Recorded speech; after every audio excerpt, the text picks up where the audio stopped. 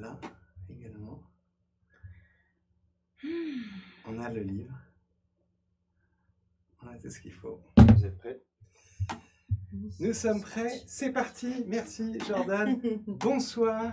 Bonsoir. Bonsoir Daniel. Bonsoir tout le monde. Bonsoir tout le monde. Nous sommes en direct avec Daniel Haddad ce soir pour parler de l'évaluation positive. Je suis très heureux de vous accueillir, de t'accueillir Daniel et de vous accueillir virtuellement qui êtes à l'autre bout du poste. On vous reçoit par le chat, Jordan va nous le donner dans un instant et vous pouvez nous dire un peu qui vous êtes. J'imagine qu'il y a parmi nous des élèves d'objectifs CRPE, des gens qui sont pas du tout élèves mais qui s'intéressent à la pédagogie. Il y a peut-être des candidats au concours, d'anciens élèves qui sont PE, des conseillers pédagogiques qui corrigent des copies. Je sais qu'il y en a ce soir ou qui font partie de l'équipe d'objectifs CRPE et qui nous regardent. Bref, soyez tous les bienvenus, quelle que soit votre situation. Donc tu vois, ils sont là. Daniel, Sylvie, Latifa, Claire, Sino, Géraldine, des noms familiers pour certains. Et je pense que les anciens d'objectifs CRPE connaissent et reconnaissent Daniel, que vous avez eu le plaisir de voir à plusieurs reprises. En tout cas, merci de m'accueillir, ça fait plaisir. Merci à toi de venir, ça me fait encore plus plaisir. Miroir contre miroir. La première fois qu'on s'est vu avec Daniel, c'était pour ce livre J'ai réussi le CRPE et maintenant, qui parle de l'après-CRPE. Quand on a réussi, qu'est-ce qui se passe pour nous l'année à l'INSPE et sur le terrain? À l'INSPE et après pendant quelques dizaines d'années. Oui, mais déjà c'est vraiment l'année de quand on est étudiant, fonctionnaire, stagiaire. Voilà. Donc le live est toujours disponible, je pense, en replay si ce sujet-là vous intéresse. Bien dans sa tête, bien dans sa classe, on n'a pas encore discuté de ce livre et de cette philosophie. Et donc ça serait bien et on va le faire. Mais ce soir, on est là pour parler de l'évaluation positive, qui est le sujet de ton nouveau livre, Enseigner avec l'évaluation positive. Oui. Et c'est là-dessus que vous aurez peut-être des questions à poser à Daniel. N'hésitez pas, je serai là pour les lui transmettre. Peut-être que je répondrai déjà à des questions pendant la présentation. Et peut-être que tu vas répondre à des questions. On va voir. L'idée, c'est que tu nous dises un peu, que tu nous racontes cette aventure finalement, qui est la tienne, sous l'angle de l'évaluation, qui est notre sujet ce soir et qui est un sujet qui nous concerne tous, que vous soyez élève d'objectifs CRPE qui vient de se prendre une note terrible dans les dents au concours blanc numéro 1 et j'en suis désolé, mais ou que vous soyez professeur des écoles confronté au quotidien à des problématiques d'évaluation. Que vous soyez parents, il y a peut-être des parents d'élèves qui voient passer des carnets de notes ou des livrets scolaires. Et qui ne comprennent pas. Et qui ne comprennent pas. Donc, c'est de ça qu'on va parler ce soir. Mais d'abord, peut-être que tu peux nous dire, Daniel, qui tu es, pour ceux qui ne te connaissent pas. Alors, qui je suis? Je suis professeur des écoles, je suis maître formateur, et donc je suis... à temps plein à l'INSPE dans l'Académie de Créteil. L'INSPE, c'est le nouveau nom de l'ESPE, qui est le nouveau nom de l'IUFM, qui était le nouveau nom de l'école normale. Donc là, on remonte à nos grands-parents. Oui, presque. Donc voilà, je travaille... Tu formes des futurs enseignants? Alors, mon quotidien, c'est effectivement les cours avec des étudiants en Master 1, en Master 2 et en DU dans le Master MEF. D'accord. Voilà. Et tu as été donc en classe avec des enfants d'âge divers, je crois. Oui, donc avant d'être à temps plein à l'INSPE, eh bien oui, j'étais donc professeur des écoles et j'ai eu des classes de la petite section au CM2. Au CM2. Du coup, cette histoire que tu vas nous raconter sur l'évaluation et la façon d'évaluer les élèves, c'est quelque chose que tu as d'abord vécu toi et que tu continues de vivre, Oui. mais aussi à travers d'autres aujourd'hui. C'est ça. C'est-à-dire que quand on est en classe, de toute façon, on doit évaluer. Oui. D'accord? Seulement, la pratique traditionnelle que moi j'ai longtemps pratiquée, la pratique que j'ai pratiquée, eh bien c'est j'ai une séquence et à la fin de la séquence, je donne un écrit, un devoir à tous mes élèves en même temps. Ouais. Et je ramasse ces copies et je les note ou je les annote. Mais en tout cas, c'est le même travail demandé en même temps pour tous mes élèves. C'est le bon vieux contrôle. C'est le contrôle. Alors, bon vieux, je ne sais pas parce que je pense que c'est toujours d'actualité. Ouais. Oui. Donc, c'est le contrôle. Et moi, j'étais pas satisfaite de ça parce que de toute façon, avant même de donner l'exercice, je savais déjà le résultat. Puisque avant de donner un contrôle, on a travaillé avec les élèves, on les a accompagnés, on les a fait découvrir des choses, on les a fait s'entraîner. Donc au final, on sait déjà. Donc le contrôle ne t'apprenait rien que tu le saches déjà. C'est intéressant ça, parce que ça devait oui. Tu devais y passer pas mal de temps. Alors déjà, je passais beaucoup de temps à concevoir le contrôle. Ouais.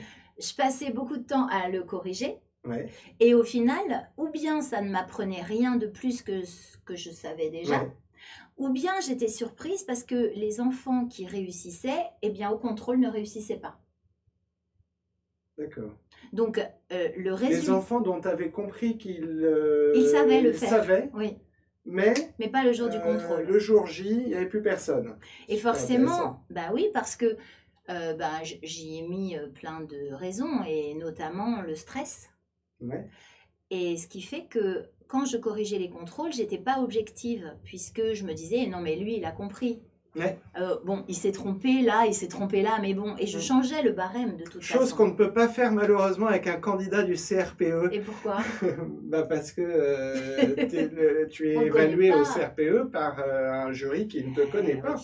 Qui ne va pas pouvoir corriger, et c'est pour ça qu'on laisse passer parfois des enseignants ou des futurs enseignants qui auraient largement les aptitudes, les compétences et tout ce que tu veux pour faire un formidable enseignant, mais qui se sont vautrés le jour du concours, qui ont paniqué ou qui ont fait des erreurs de méthode, ou voilà, mais bon. Mais tant pis. Ouais. Donc c'est violent. C'est très très violent. Donc moi, j'étais pas satisfaite de ce principe parce que je le trouvais pas juste. Et je ne savais pas ce que je contrôlais en fait. D'autant que c'était vraiment pour remplir un document. Ouais. Pour rendre des comptes. Mais non. Parce qu'il y avait un conseil de classe et qu'il fallait en primaire, donner des non. notes. En primaire, non. En primaire, il faut rendre des résultats aux parents pour communiquer avec eux. Donc le système du contrôle, c'était quand je le pratiquais. Je parle de moi. Oui, bien sûr. Il n'y a aucun jugement de valeur. D'accord, je parle de moi. Donc, comment je faisais?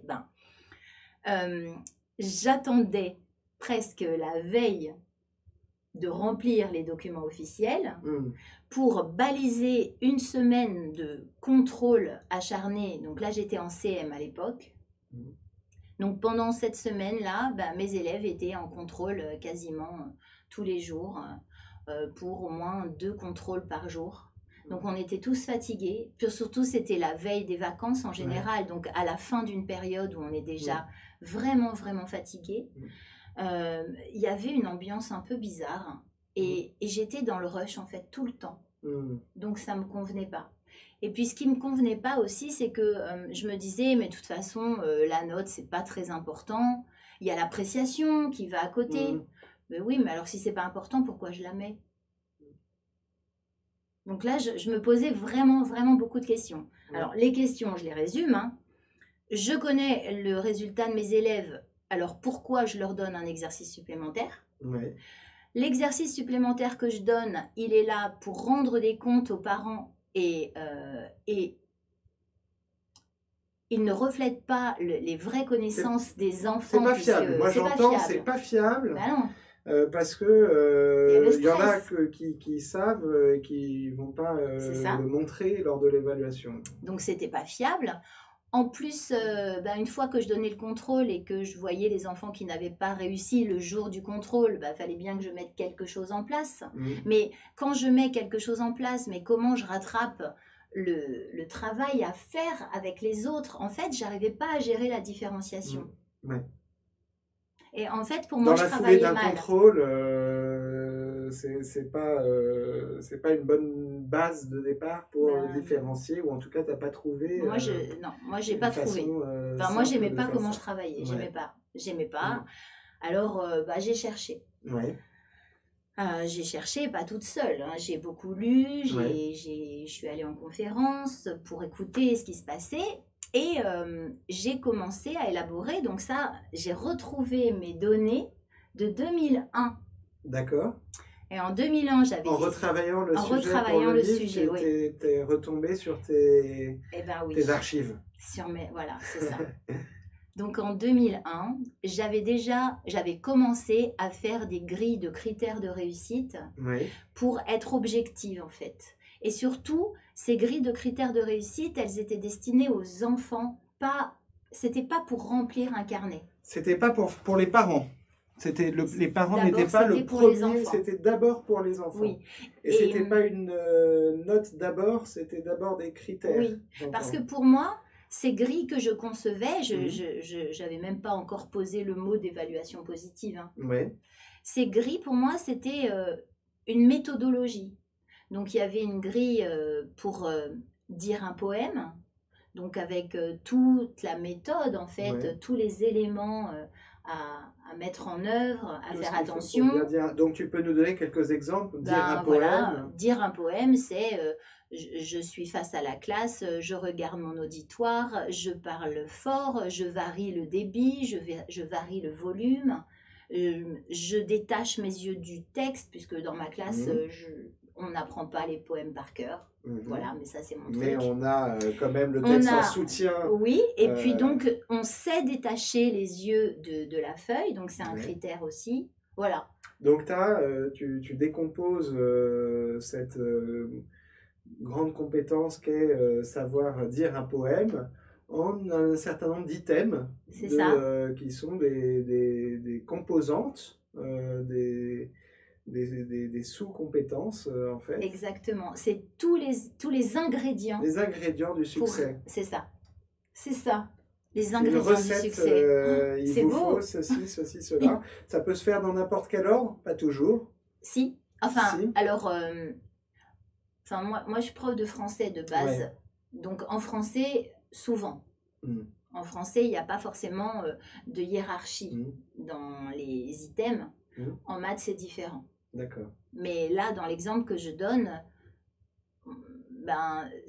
c'était vraiment une grille pour la méthodologie. Donc, j'ai retrouvé les grilles que j'avais faites pour mener des exposés, pour gérer un débat. Ouais. Et qui les remplissait, ces grilles? Par la grille, par exemple, savoir lire un poème, est-ce que tu l'as tout de suite partagé avec les enfants ou est-ce que c'était pour toi au départ que tu l'as fait?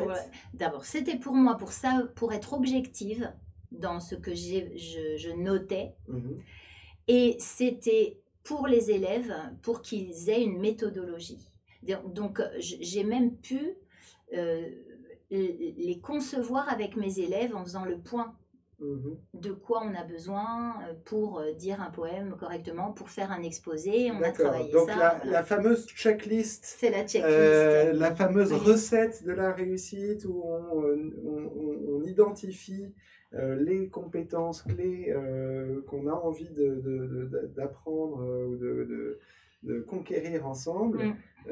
Ça s'est construit avec les élèves aussi. Oui. Et c'est important de les associer à cette construction, tu penses? Oui, d'ailleurs, dans les grilles que j'ai retrouvées, il y avait 2 colonnes par prestation. Et donc, il y avait l'auto-évaluation, donc l'élève qui pouvait dire... C'était comme une grille de relecture, en fait. l'élève qui pouvait cocher certaines cases. Et à côté, c'était la co-évaluation où, à mon tour, je mettais mon avis et on pouvait voir si on était d'accord ou pas. Ouais. Et quand on n'était pas d'accord, eh bien, on discutait et ça menait à un dialogue pédagogique, en fait. D'accord. Donc ça, c'était en 2001. Est-ce que sur lire un poème, il y a aussi une évaluation possible par les pairs? C'est-à-dire, Oui. est-ce que tu as fait ça, de Oui. demander à certains élèves d'évaluer des compétences bien claires dans la prestation d'un autre élève, ou est-ce que c'est... Bah, c'était tout le temps, en fin de Tout le compte, temps. parce que pour les prestations face au groupe classe, comme tout le monde était au courant des critères, des ingrédients à avoir, il y avait une écoute particulière qui permettait une co-évaluation par les pairs, oui. D'accord. Et en plus, c'était très formateur puisque il y avait une écoute et que quand on voit une prestation de quelqu'un d'autre, on peut se dire « Ah ben oui, moi aussi je fais ça, donc je vais faire attention ». Donc ça, c'était assez formateur. La bonne vieille catharsis aristotélicienne. Bon, tout va bien? Dites-moi hein, dans le chat si tout va bien, si vous nous entendez bien, si vous avez des questions déjà pour Daniel. Il y en a déjà? Pas tellement, j'ai l'impression, pour l'instant. Ben, ça va, en fait. Mais ça va venir. Oui, mais c'est surtout que peut-être qu'en continuant à expliquer comment Bien sûr. j'ai mis en place, enfin, comment je suis arrivée à l'évaluation positive, en fait. Émilie est au top. Tout est au oui. top. Donc, on continue et on déroule effectivement. Je comprends la situation insatisfaisante qui était la tienne lorsque tu avais l'impression de passer du temps à organiser des évaluations en fin de période, gouvernées principalement par le besoin de rendre des comptes aux parents. C'était administratif en fait, c'était pas pédagogique. C'était pas pédagogique. C'était administratif. Tu n'apprenais rien et tu avais des résultats même peu fiables. Ça mettait une drôle d'ambiance dans la classe aussi. Et donc tu t'es renseigné, disais-tu, tu as lu. Tu as expérimenté, tu as commencé à décomposer un certain nombre de compétences. Pour donner une méthode. Pour donner une méthode. La base, c'était ça. La base, c'était ça. Après, ce qui me gênait aussi avec le contrôle, c'est que je donnais un résultat à un instant T, mais ça ne voulait pas dire que c'était pérenne. Et que ce qui était validé à Noël n'était peut-être plus su 2 mois plus tard. C'est vrai. Voilà, donc en fait, j'avais un problème. Et j'ai mis du temps à comprendre ce que c'était le problème. En fait, il a fallu que j'attende 2008. Ouais. Tu as eu une révélation en 2008 Tu vas nous raconter ça, gros suspense. Alors, je raconte ma révélation. En 2008, j'étais encore en CM et j'ai besoin d'aller en maternelle parce que je travaille sur un projet et je dois l'expérimenter en maternelle. Donc, je n'ai pas participé au mouvement parce que le projet est arrivé pendant l'été. Du coup, à la rentrée, j'essaye de négocier avec une collègue de mon groupe scolaire pour prendre sa classe en maternelle. Elle me dit d'accord. Ça se négocie, ça, dans la même équipe où on peut. D'accord, c'est merveilleux. Puisque, de toute façon, on a un nombre de postes et je ne partais pas dans une autre école. Là, c'était vraiment dans le même couloir. Hein. Ok. Parce que c'était un groupe scolaire avec une seule direction. D'accord. Voilà. Et donc, je prends la classe de petite section. Génial. Pour mener mon expérimentation. Et donc, je range la classe et là, je tombe sur des documents qui ressemblent à des contrôles avec des smileys dessus. D'accord. Alors, et là, ça me fend le cœur. Là, vraiment, je ne suis pas bien, quoi. Parce que je me dis, ok, avec mes CM, bon, ils sont forts, ils sont grands, je les prépare au collège. En fait, je me trouve des tas d'excuses. Mais avec des enfants qui ont à peine 3 ans pour Ouais. certains, même pas encore 3 ans. Parce que Ouais. ceux qui sont nés en décembre, ils arrivent, ils n'ont pas encore Ouais. 3 ans. Hein. Et ils se prennent. Et là, Parce que des ouais, smileys, ça veut dire t'en as un qui a la banane, ouais. mais t'as le smiley Qui est pas du tout pas du tout content, content et l'autre là. qui Et pleure. t'avais quoi d'autre? Parce que t'as celui qui pleure, non, En quand fait, même tu as pas. celui qui Si, sourit, tu as celui qui quel boude, autre? et l'autre C'est qui est moyen. vraiment... Ouais, ouais, mais moyen. en fait, il a la bouche comme celui qui pleure. Hein, Ouais, il est c'est comme ça. Il n'y a terrible. pas les larmes, mais c'est Parce que ça. c'est vrai que c'est très réducteur, du coup, ça veut dire. Et c'est la seule. Bah, moi, c'est ce Il y que a- j'ai vu c'est dans ce la que tu vois, en classe. tout cas. C'est ce que je vois dans la classe. Et surtout, je me dis, mais c'est la tête de qui au final? Ouais. Si c'est la tête du prof, imagine au niveau affectif ce que ça génère chez un enfant de 3 ans. Ouais. Et ça, j'ai pas pu parce que je me suis dit, mais à 3 ans, comment je peux exiger qu'il sache tout de suite ce que j'enseigne? Il a besoin de temps. Mmh. J'ai pas le droit de faire ça. Ouais. Alors ça, c'était la première révélation Ouais. et j'étais pas bien. Donc, je vais voir mes collègues et je leur demande si on peut faire quelque chose, mais tout le monde est en plein dans sa rentrée. On a autre chose à faire. Mmh. Donc, j'ai pas de réponse. Mais je me dis, je vais réfléchir et donc me voilà en petite section à accueillir mes élèves avec des perles, avec de la pâte à modeler, avec des puzzles. Et en fait, je sais pas pourquoi je fais ça. Je comprends pas pourquoi je fais faire des perles à mes élèves. Je sais que c'est important. Hein. Mmh. Je sais que c'est important qu'ils manipulent la pâte à modeler, mais je sais pas pourquoi. Mmh. Et puis j'entends les parents qui disent amuse-toi bien. Je dis mais mince, moi je suis prof quoi, j'enseigne. Alors oui, on va enseigner en jouant, mais amuse-toi bien quand même, il n'y a pas la notion d'apprendre. Ouais. Et arrive le fameux carnet à remplir en petite section. Et là, moi, je sais pas quoi remplir. Parce Et que l'ancêtre du livret scolaire. le livret scolaire. Et là, moi, je sais pas quoi remplir parce qu'il y a plein de trucs. Mmh. J'ai fait plein de trucs, Mmh. mais il n'y a rien qui coïncide. Et j'ai l'impression de ne pas avoir enseigné. Et Parce là, que je suis pas bien encore. les compétences qui sont dans le livret sont pas celles sur lesquelles tu as travaillé, ou parce que ça se rejoint pas, quoi. Tu sais pas dire. Parce en fait, qu'en ce qu'on petite peut. section, on enseigne les bases, en fait, on met les fondations. Mhm. Mais si je ne sais pas à quoi servent ces fondations, ce que je vais construire dessus, ben, j'ai rien. Et j'ai l'impression de ne pas avoir travaillé. Et alors me voilà en train de remplir des cases un peu au hasard, quoi. Ouais. Et alors là, alors là, ça va pas du tout. Ah bah non. Ah bah non, là, C'est ça triste va pas du tout. Bah, je suis de pas remplir contente des de cases moi, au surtout. hasard. Je suis pas Bah contente ouais, de moi. bien sûr. Alors, s'il y a des questions, je t'attends, sinon je continue mon histoire. Je regarde un petit peu, mais continue ton histoire. Je pardon. continue mon histoire. Donc je me dis, là, ça va pas. Il faut que je comprenne ce que je suis en train d'enseigner et que je donne du sens à tout ce que je fais. Alors, donc c'était les programmes 2008 à l'époque. Oui. Je regarde les compétences et j'essaye de comprendre pourquoi j'ai besoin de faire de la pâte à modeler avec mes élèves. Et là, je commence à donner du sens. Et là, je commence à dessiner un parcours.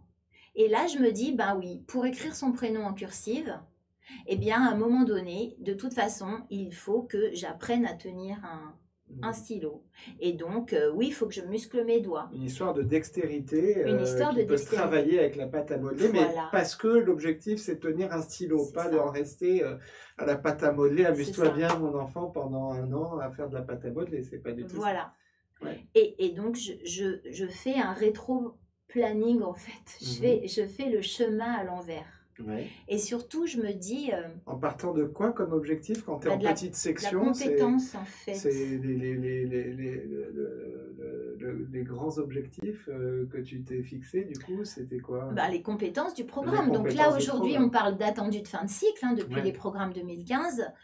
Mais avant, c'était des compétences. D'accord. Et aujourd'hui, les attendus de fin de cycle, Oui. comme leur nom l'indique, Oui, ne sont pas des attendus de fin de petite section. Non. C'est-à-dire qu'on ne te dira pas quels sont les objectifs de la petite section. non. on te dira quels sont les objectifs de la maternelle. C'est ça. Et en élémentaire, même s'il y a des repères d'attendus de fin de classe, en fait, ce ne sont que des repères. Et de toute façon, pour différencier, moi, je dois, c'est un devoir, respecter le rythme de chacun. Et je ne peux pas me dire, à cette période de l'année, tout le monde doit savoir ça. Je ne peux pas faire ça parce que sinon, je mets mes élèves en échec. Ouais, c'est là que les choses se compliquent. Oui. Donc au final, quand je suis arrivée en maternelle et que j'ai eu ce déclic, ben, c'est là où j'ai commencé donc à faire ce chemin à l'envers en me disant que pourquoi on ne se réjouirait pas de chaque étape. Et ben, les étapes, je les ai inventées avec mes élèves qui me montraient par quel chemin ils passaient. Oui. Et ça a donné naissance au parcours dont je parle dans le livre. Les parcours, c'est un des deux grands outils que tu utilises, les parcours. L'autre étant le recueil de données, le portfolio. Je sais, le portfolio, recueil de données. C'est comme ça que tu l'appelles dans le livre. Y a pas encore non, je l'appelle le cahier de progrès. Voilà, c'était ça l'expression que j'avais en tête. Mais on va peut-être en venir à ça, aux outils que tu as conçus et que dont tu nous parles dans ce livre, que sont les parcours, les albums de réussite Donc, et le cahier de progrès. L'album de réussite, c'est mon prototype que j'avais mis en place en petite section que j'ai mis en page au final. Et donc, tu vois, il y a... Là, tu as celui de la petite... Tu as celui justement de la maternelle. La maternelle. Petite section, moyenne section, et grande même section. Maintenant, attends, ça c'est la première édition, maintenant c'est TPS. Hein. D'accord. TPS, PS, MSGS. Okay. Et donc c'était compétences, mais maintenant c'est attendu de fin de cycle. Et tu vois, dans chaque domaine, mais c'est vrai que je préfère prendre le français. Vous voyez, ça ressemble à un jeu de loi... Ben, en fait, pour moi, c'est un album Panini. Voilà, c'est plutôt ça, l'album Panini. Mais je ne sais pas s'ils connaissent, c'est vieux quand même. Ah, bah, vous voyez, dites-nous si vous connaissez l'album Panini. Il y a des footballeurs en général ou des personnages de manga. Ou de Walt Disney. Voilà. Et il faut les collectionner. Le but, c'est de cocher toutes les cases, quoi. Hein. C'est d'avoir des badges je sais. Alors là, par exemple, on est...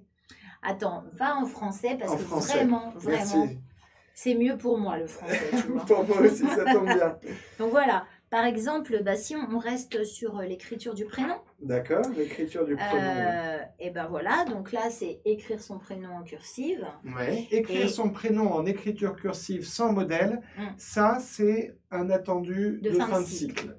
Ok. Et là on est en train juste au passage de voir que ces outils ils s'articulent quand même très étroitement avec les programmes qui nous donnent la première structure de quels sont les attendus de fin de cycle à partir desquels on peut construire des parcours.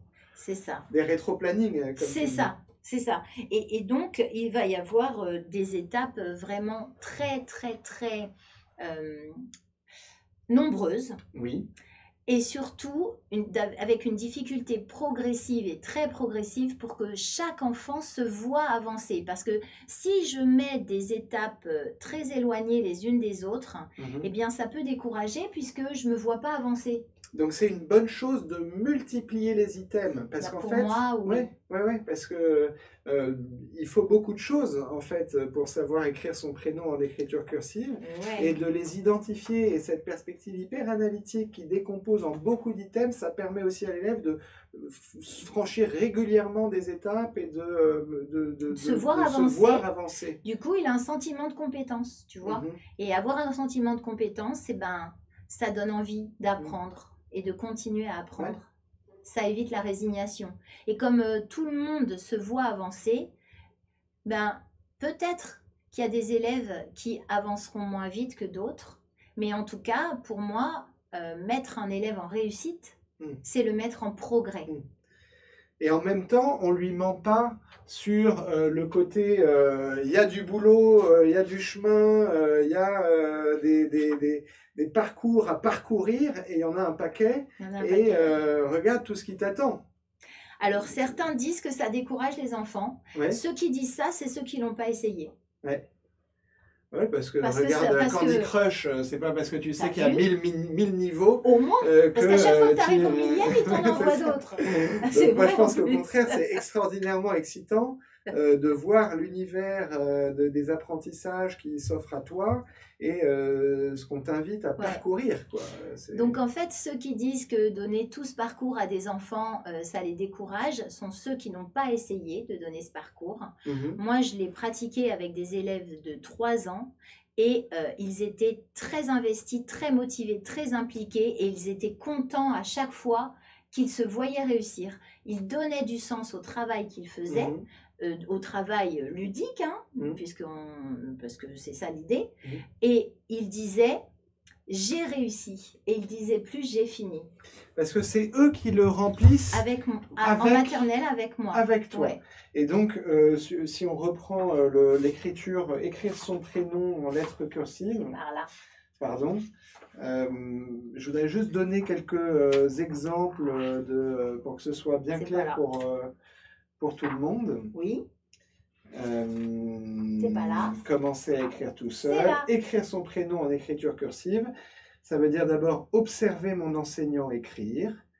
Colorier sans dépasser. Parce que Colorier chaque zone. Et tout ça, c'est pour arriver à maîtriser les gestes de l'écriture. Et il y en a plus, parce que, comme l'a dit Daniel, il ne faut pas avoir peur de multiplier les compétences. C'est aussi colorier sans laisser de blanc, bien tenir l'outil pour écrire, me tenir correctement, dessiner des motifs graphiques.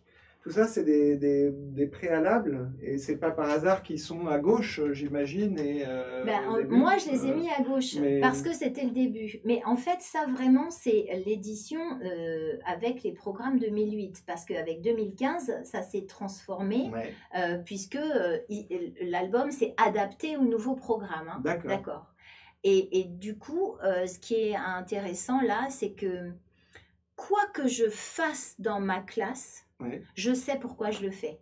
Et comme je sais pourquoi je le fais, eh bien, mes élèves savent pourquoi ils le font. Et donc, ils savent et tu sais ce qu'il faut évaluer. Eh bien oui, ce que je dois ce que tu dois observer. Donc, ils peuvent être en manipulation autant de temps qu'ils veulent. En fait, ils gèrent leur temps d'apprentissage puisqu'ils se fixent eux-mêmes des objectifs. Comme ils ont une vision globale de ce qu'on attend d'eux et qu'ils se voient avancer, la différenciation, elle se fait tellement simplement.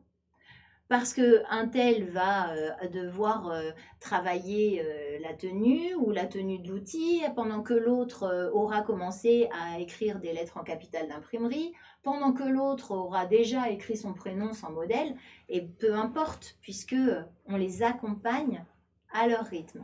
D'accord. Donc ça, c'est en maternelle, parce que le déclic s'est fait en maternelle, et c'est en maternelle que j'ai expérimenté ça. D'accord. Et donc, je vais plus loin.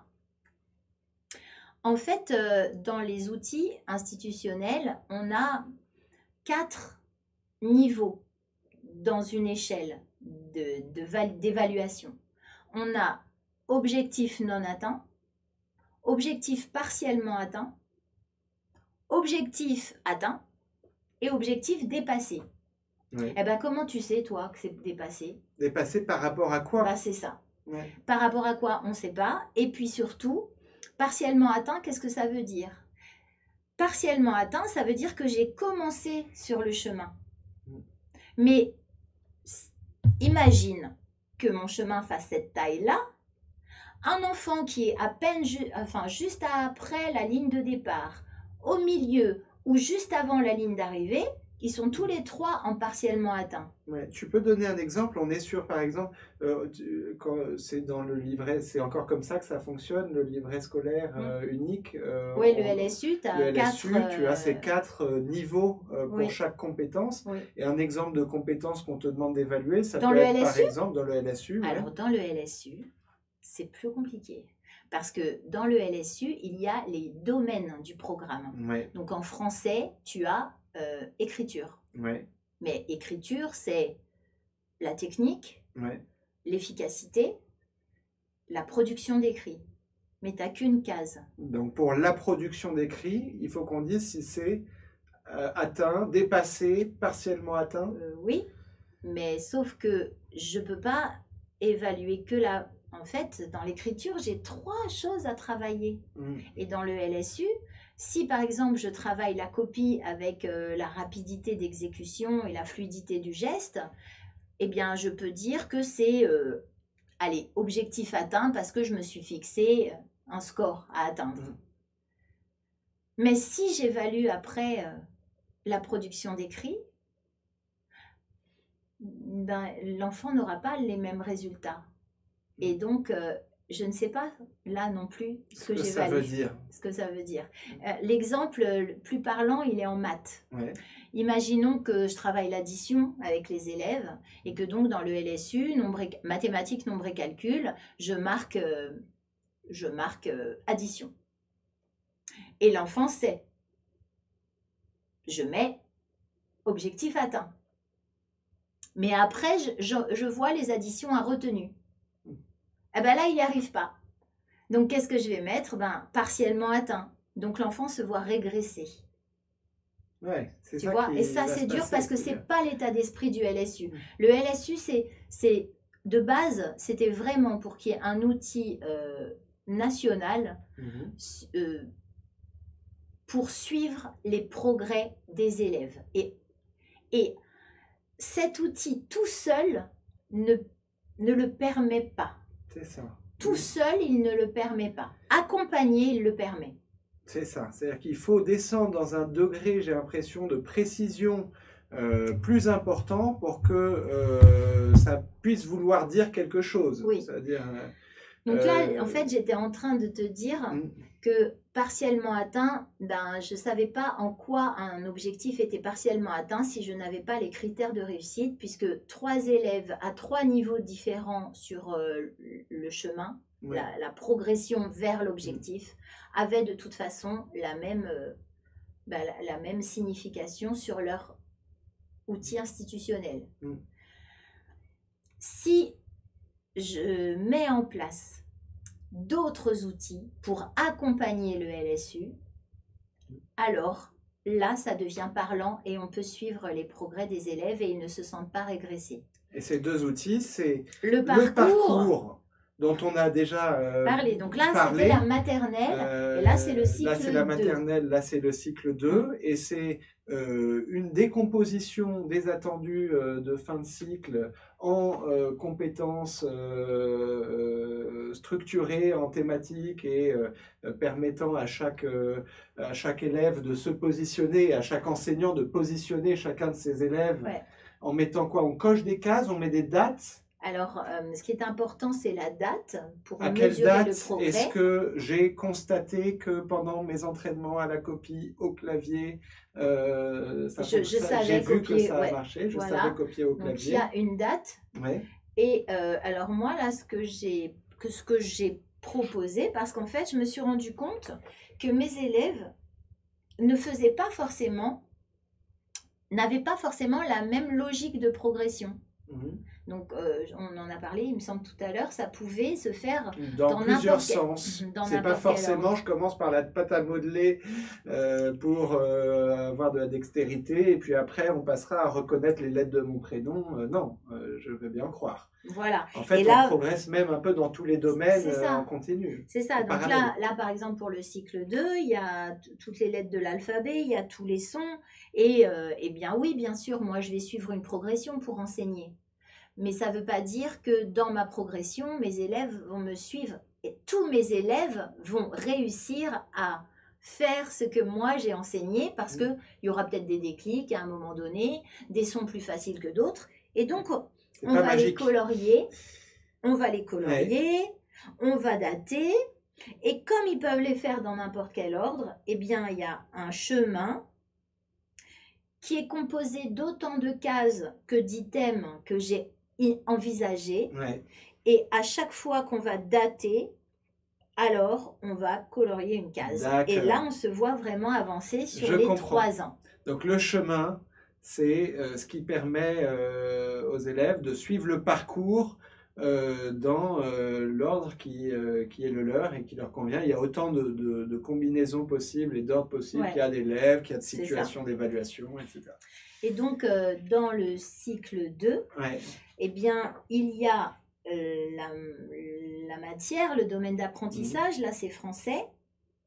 Il y a le domaine à l'intérieur de ce domaine d'apprentissage. Là c'est lecture et compréhension de l'écrit. Lecture et compréhension de l'écrit, écriture, langage oral, j'imagine. Oui, il y a l'attendu de fin de cycle. L'attendu de fin de cycle. C'est-à-dire à la fin du CE2. C'est l'entrée principale de la page, en fait. C'est ça. Et là, tu vois là, c'est le domaine du socle. Ouais. Ce qui fait que pour le LSU, par exemple, quand j'ai ce parcours et que je valide les items au fur et à mesure, eh bien, je peux m'être partiellement atteint en sachant en quoi c'est partiellement atteint. C'est pas subjectif. C'est très explicite et très clair. Et c'est encore plus clair si je construis en parallèle un cahier de progrès. Alors, venons-en à ce deuxième outil que tu encourages à utiliser. Oui. À côté des parcours de cycle, des parcours de réussite qui décomposent les compétences et les attendus de fin de cycle en autant de jalons que l'élève va franchir successivement, tu proposes de tenir un cahier de progrès ou un cahier de progrès, on l'appelle comme on veut. De toute façon, c'est un portfolio. Mais qu'est-ce que c'est que ce deuxième objet? C'est une collection de réussites. Parce que c'est pas parce que je dis que en copie, par exemple, voilà, je dis que je sais copier des mots, je sais copier des phrases, je sais copier un texte. Oui, mais quel mot, quelle phrase, quel texte, avec quelle qualité graphique, avec quelles erreurs ou pas. Et parce qu'en fait, c'est rarement je sais ou je sais pas, c'est acquis ou c'est pas acquis. Moi, ce qui me paraît vraiment très très important, c'est de voir concrètement la production de l'élève qui a permis de valider un item. Parce que 2 items validés dans 2 cahiers, dans 2 parcours différents, parce que 2 élèves différents, ne seront pas en lien avec 2 productions identiques ou similaires. Et dans les écoles, en fait, maintenant, il y a de plus en plus de recueils de production d'élèves. Et moi, ce que je trouve vraiment important, c'est qu'il y ait ces 2 outils combinés. Ben oui, je vois bien. Moi, si je devais essayer de comprendre qui est un élève à partir de ces bulletins, de ces machins, j'aurais très envie d'avoir, en plus de notes ou de cases cochées et d'indications sur quelles compétences il maîtrise, etc., du verbatim, des extraits de copies, si possible 3 minutes de cet élève récitant un poème ou faisant un exposé. C'est sûr que j'aurais une compréhension bien plus précise de ce qu'il a appris, de ce qui lui reste à apprendre. Et à l'inverse, quand tu as ce recueil de données mais que tu sais pas vers quoi on tend, eh ben, c'est comme si en fait on te mettait sur une ligne de départ de course à pied, mais tu sais pas quelle est la distance à parcourir. Donc le cahier de progrès, c'est ton book. C'est ça. C'est ton book, tu y mets les trucs dont tu es fier et qui prouvent que tu as réussi quelque chose, mais en fait, il peut y avoir des erreurs là-dedans, il peut y avoir de l'imparfait. Il faut. En fait, c'est ça l'idée. Il ne peut qu'y avoir des choses imparfaites, c'est l'idée. L'idée, c'est ça. C'est comme je veux voir les progrès, eh bien, je vais mettre des productions qui montrent un progrès. Donc, si j'attends que ce soit réussi tout de suite, je vois pas le progrès. Et ça peut être un screenshot ou un extrait de cahier, de copie, d'exercice, une production écrite de l'élève, mais ça peut être plein d'autres choses que ça. Ça peut être des photos. Des photos. Ça peut être la photocopie de l'ardoise, par exemple, parce que l'élève a fait quelque chose sur son ardoise. que ce soit en temps libre à l'accueil ou pendant un travail demandé. Et ce travail montre qu'il a compris quelque chose en plus. Ouais. Donc, je peux photocopier l'ardoise pour garder une trace. Ouais. Ça peut être une trace libre. Parce que les élèves montrent plein de choses quand on leur demande rien. Ouais. Qu'ils te suggèrent eux-mêmes ou Oui, ils trouvent eux-mêmes sur un quelque chose dessin, qu'ils ont envie de mettre dans leur... Non. Non, c'est pas ça. Ils se rendent pas, en fait. Ils se rendent pas compte. C'est toi qui vois sur un dessin qu'il témoigne d'une réussite que tu as envie de consigner dans le... D'accord. Oui. Et puis tu peux aussi faire des attestations, j'ai vu. Oui. C'est-à-dire, on n'a pas toujours de traces matérielles très faciles à archiver, à consigner, mais on peut aussi dire en tant qu'enseignant, j'ai vu, voilà ce que j'ai vu tel jour, j'ai vu mon élève machin faire ceci, oui, et réussir ceci. Voilà, ouais. Et ça, c'est reconnaître que quelque chose a été fait, même s'il n'y a pas eu de traces. Ouais. Parce que,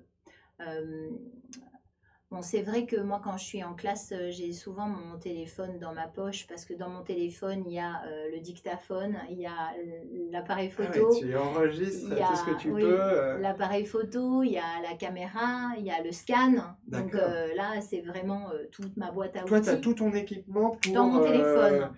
Oula, ça, on va pas le laisser passer, c'est pour le livre de progrès. C'est ça. Le cahier de progrès, ok. Oui, c'est ça. C'est ça, et comme donc, je peux enregistrer, je peux mettre des QR codes dans le cahier de progrès qu'on peut flasher pour entendre le fichier son ou voir le fichier Parce que vidéo. Le cahier de progrès, ça peut être un cahier papier, mais ça peut être un portfolio quelque part sur un... Non, tu dirais plutôt... Enfin, toi, en tout cas, pourquoi? Je vais te dire pourquoi. Faire une trace moi, j'ai besoin d'un document que les élèves peuvent feuilleter parce que c'est pour eux. C'est-à-dire que quand j'ai travaillé avec ces deux outils, donc on était en 2008-2009, hein, tu te rappelles, hein, donc on n'était pas encore dans les programmes 2015. Eh bien, le premier destinataire de l'évaluation était l'élève. Et là, ça changeait tout dans ma pratique. Parce que j'étais explicite dans les consignes, j'étais explicite dans les critères de réussite, j'étais explicite dans la correction. En fait, ça avait une vraie valeur pédagogique. Et donc, s'ils ne peuvent pas le feuilleter... C'est plus l'élève qui est le premier destinataire de l'évaluation? C'était avant que ce n'était pas le cas. Puisque avant, c'était pour les parents. C'est ça. C'est qu'en 2008, quand tu fais ça, je change de destinataire. Tu mets l'élève, tu fais de l'élève le destinataire de l'évaluation, alors qu'il n'était pas forcément encore dans les programmes.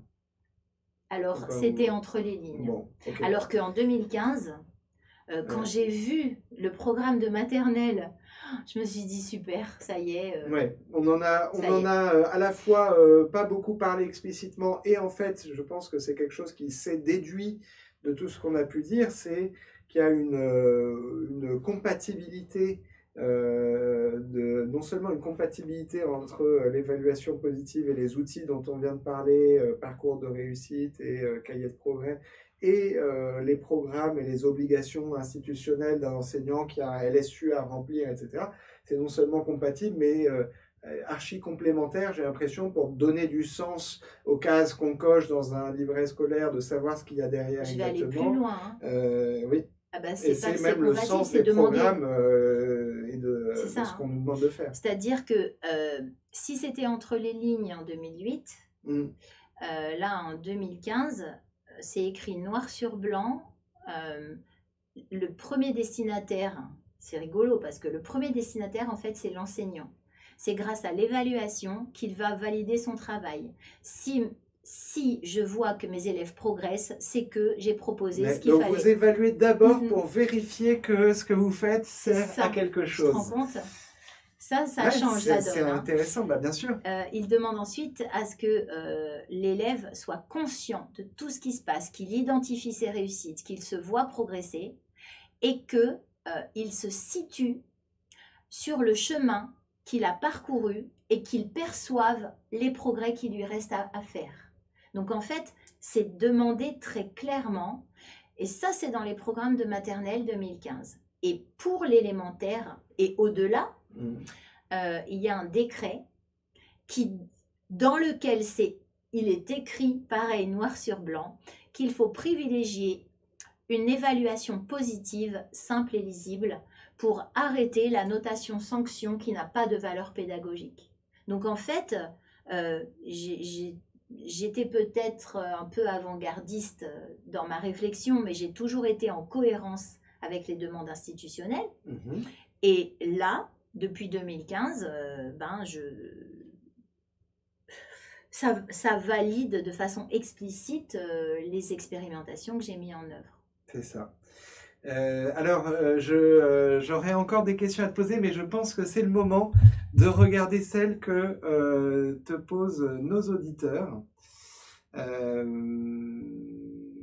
Et donc, n'hésitez pas, c'est le moment, si vous avez des questions à poser à Daniel.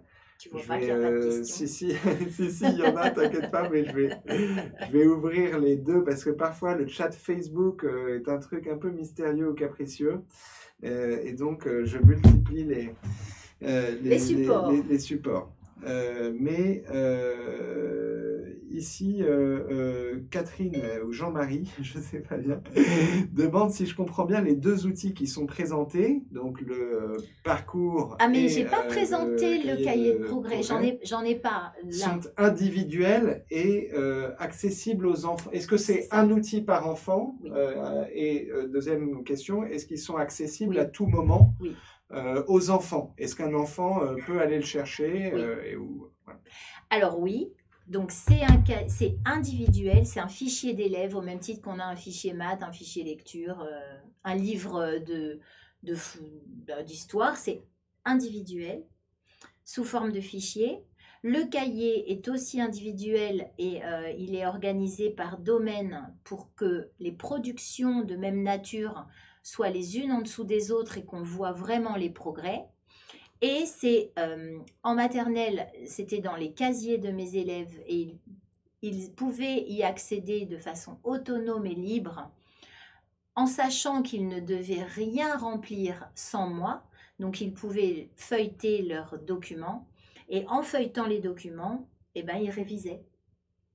Parce que tu vois, un petit de maternelle qui feuillette, qui voit les lettres, qui dit « Ah oui, j'ai su ça, j'ai su ça, j'ai su ça », en fin de compte, il s'entraîne à nouveau en feuilletant son cahier.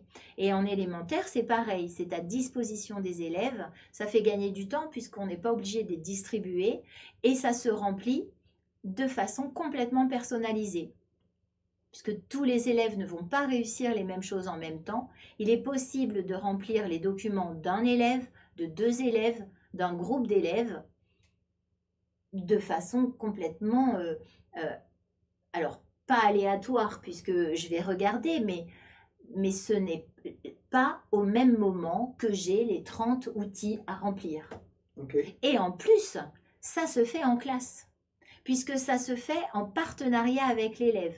Donc non seulement j'ai résolu mon problème de contrôle condensé à une même période, j'ai résolu le problème je suis 3 heures à mon bureau la nuit pendant que tout le monde dort chez moi. Concrètement, tu n'embarques pas les cahiers des élèves pour faire de l'évaluation tout seul, à remplir des grilles dans tous les sens entre minuit et 3 heures du matin. C'est ça, donc j'ai réglé ce problème-là. Ensuite, j'ai réglé mon problème de différenciation, puisque là, mes élèves avancent au fur et à mesure, à leur rythme. Et j'ai réglé l'autonomie et l'implication des élèves puisqu'ils sont complètement concernés. Donc, ils savent quoi travailler. Alors après, ça demande une organisation dans la classe avec des choses qui sont proposées à manipuler et de façon très explicite ce que ça travaille pour que les élèves se repèrent. Il faut qu'ils sachent quoi faire pour pouvoir valider tel ou tel item qui leur manque. Et du coup, c'est-à-dire que tout le monde ne fait pas les mêmes choses au même moment. peut-être pas au même endroit, etc. C'est-à-dire Alors que oui, j'imagine que... mais c'est pas les 6 heures de la journée, hein. C'est-à-dire que Non, il y aura forcément des temps où les élèves vont manipuler, s'entraîner en fonction de leurs besoins, ouais, et des temps où je vais avoir mon groupe classe en entier pour un travail collectif, pour une découverte, pour plein de choses. Donc bien en sûr. fait, euh, je peux garder un emploi du temps traditionnel Mhm. en aménageant au sein de cet emploi du temps des temps en autonomie, avec des plans de travail, avec de la manipulation, avec aussi des temps en collectif, en individuel, en groupe, en binôme, enfin toutes les modalités sont Mais, toujours là. et j'imagine quand même que ce sont ces temps-là qui sont justement autant d'occasions d'évaluer et Oui, d'alimenter ce travail qui est du coup une aventure partagée entre toi, les élèves c'est ça. et les parents. Alors, parce que Ah bah pardon, il y oui, a les une autre, parents. il y avait une question autour de ça, de comment expliquer ça aux parents. C'est Zaouya, pardon, qui dit les grilles d'évaluation avec les 4 niveaux sont difficiles à expliquer aux parents. Comment Alors bah aborder oui, l'évaluation avec les parents? Avez-vous des conseils? oui. Ah, faut que je Alors, les donne. D'accord, peut-être. vaut mieux, hein. Alors, oui, c'est compliqué. Pour les parents, le document institutionnel est vraiment complexe, mais même pour les enseignants. En fait, le LSU est à destination des collègues. Euh, alors oui, on le présente aux parents, mais en même temps, moi, si je présente aux parents le parcours avec le cahier de progrès, eh bien, la case que j'aurais cochée dans le LSU, qui sera de toute façon partiellement atteint jusqu'à ce qu'il atteigne en fin de cycle, hein, parce que tu vois, si c'est une vision d'ensemble et un cheminement, bah, je vais mettre partiellement atteint. Il restera toujours des choses à faire. D'accord. Ouais. Juste par exemple du CP au CE2, eh bien, il est fort possible que dans de nombreux items du LSU, ce soit partiellement atteint jusqu'à presque la fin du CE2. Donc là, déjà, moi, ça m'économise du temps aussi, tu vois. Ouais. Et comme j'aurais rempli avec mes élèves le parcours et le cahier de progrès, je l'appelle comme ça, mais il peut s'appeler comme on veut, c'est ça que je présente aux parents. Et quand je dis je présente aux parents, c'est que, vous voyez, moi, j'ai vraiment travaillé longtemps pour mettre au point ce procédé. Donc, ce n'était pas quelque chose de familier. Mhm.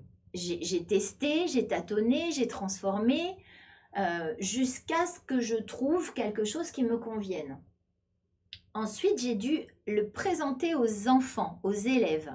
Et je les ai accompagnés parce qu'ils ne sont pas habitués à ça, hein. Les élèves, ils font leur contrôle, ils ont leur truc. Et du coup, il a fallu tout un temps d'adaptation, d'accompagnement. Si je me suis accompagnée moi-même et si j'accompagne mes élèves, je ne peux pas laisser les parents en autonomie. Il va falloir que je les accompagne aussi.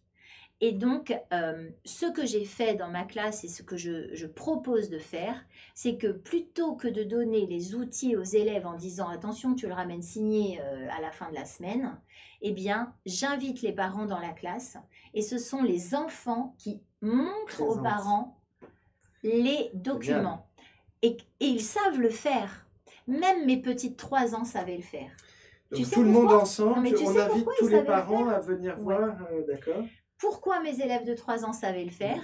Bien parce qu'au quotidien, ils connaissaient les critères de réussite, ils allaient chercher leurs documents qui étaient dans le casier, ils collaient avec moi, ils cochaient avec moi, on avait des temps, parce qu'on n'a pas toujours le temps de faire ça, mais quand ils avaient réussi, ils mettaient leurs documents dans leur cahier, et on avait un temps dans la semaine où ça pouvait être 2 fois par mois, où c'était un temps d'aménagement du cahier de progrès. Donc on sortait tous les documents, on voyait les feuilles volantes, on remplissait. D'accord, Ce qui fait on prend du temps pour oui. mettre ça en forme, mettre ça bien, Oui, parce coller que ce qui doit l'être, ça fait partie du faire programme. les choix, bien sûr. Ouais. Tu sais pourquoi? Parce que en maternelle, il y a apprendre ensemble et vivre ensemble, et ils doivent aussi comprendre la fonction de l'école. Donc en fait, quand je prends du temps pour renseigner ces documents, je suis dans ce domaine d'apprentissage. D'accord. Et en élémentaire, il y a tout l'EMC qui dit que j'ai confiance en moi, j'ai un sentiment de compétence et donc je travaille cette partie du programme. Et donc, à quelle fréquence est-ce que tu invites les parents dans la classe à venir se faire présenter par leur enfant, si j'ai bien compris, les réussites? Alors, déjà, il y a la réunion de rentrée qui se fait partout et où je présentais les modalités d'évaluation pour qu'ils comprennent, en leur expliquant qu'il y avait des outils qui resteraient en classe, mais que d'autres pourraient aller à la maison. Comme ça, je rassure, j'explique. Ensuite, je peux les accueillir en janvier et je peux les accueillir en mai. Donc, ils auront à 2 moments dans l'année la possibilité de venir voir les progrès de leur enfant avec les supports qui sinon ne quitteront pas la classe et qui suivra, c'était une question que j'avais, est-ce que à la fin de l'année, comment ça se passe? Tu fais don de ces cahiers à l'enfant avec la consigne de bien les ressortir pour les donner à son futur enseignant? Est-ce que tu les donnes à l'équipe enseignante? Est-ce que tu les gardes dans une cave où tu archives tout ça? Alors, si c'est un travail d'équipe, ça ne va pas à la maison avant la fin des 3 années du cycle. C'est-à-dire que quand je reçois les parents en mai-juin, ça reste à l'école et ça reste à l'école. Donc, et on se le passe d'un enseignant à l'autre parce que ça peut être une démarche d'école ou d'équipe. Après, ce qui est intéressant aussi, c'est de passer les documents d'un cycle à l'autre. Parce que tous les élèves n'auront pas terminé le parcours à la fin des 3 ans et que ça peut être intéressant de garder son cahier de progrès pour continuer à se voir avancer. J'imagine que ça doit être extrêmement précieux quand on est en début d'année avec une nouvelle classe, d'avoir pour certains élèves au moins un cahier de progrès et des parcours de réussite pour situer l'élève et ses besoins. Alors c'est précieux parce que souvent quand un enfant arrive dans une nouvelle classe, il doit s'adapter au nouveau fonctionnement, au nouvel environnement, à la nouvelle personnalité de son enseignant. Et parfois, son énergie est tellement accaparée par cette acclimatation qu'il oublie des choses et il ne se remet pas forcément tout de suite au niveau où il était en juin. Quand j'ai un cahier de progrès, je sais ce que l'enfant était capable de faire, donc je peux patienter. Tu vois ? Je peux patienter ou même réajuster mes demandes. Je comprends. Une question d'Anne-Laure qui fait partie des candidats au CRPE parmi ceux qui nous écoutent ce soir et qui demande: peut-on proposer ce type d'évaluation dans la séquence préparée pour le dossier de mise en situation professionnelle, première épreuve orale du CRPE? Comment l'évaluation positive est-elle perçue dans les jurys? Alors, c'est pas peut-on, c'est doit-on. Les demandes institutionnelles sont claires. C'est pas une lubie. On demande à ce que l'évaluation soit positive et qu'elle soit faite par l'observation et l'écoute, qu'elle mesure les progrès et qu'elle permette à l'élève d'avoir ce sentiment de compétence pour s'investir et donner du sens aux apprentissages en se fixant des objectifs pour aller plus loin. Donc on n'est pas dans le monde des bisounours, d'accord ? On réussit des choses et en même temps, on doit continuer à apprendre pour progresser en se fixant des objectifs.